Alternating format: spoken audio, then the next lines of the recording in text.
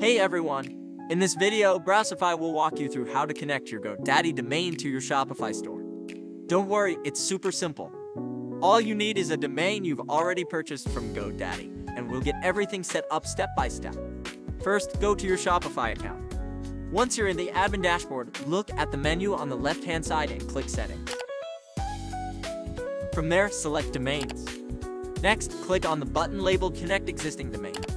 Now, open a new browser tab and head over to GoDaddy. Click on your profile name in the top right corner and select My Products.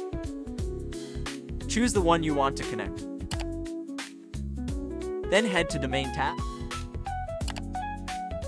After that, click this button, then copy the domain name here.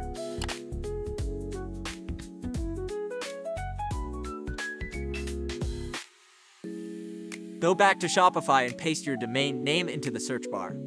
Then hit Next. You will see the instruction about how to update DNS records to connect to GoDaddy domain.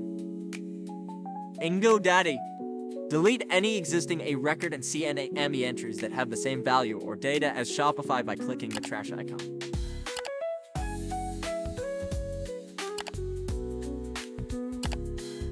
Click Add New Record. Set the type to a record as Shopify show you.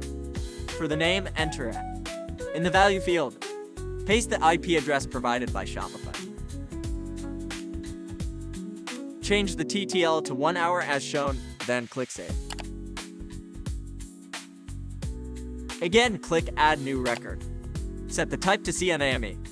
For the name, enter www. In the value field, paste the record provided by Shopify. Change the TTL setting to 1 hour, then click Save. Return to Shopify and click Verify to confirm the connection. This process may take a few minutes, but once it's complete, your domain will appear in the list. Finally, make sure this domain is set as your primary domain.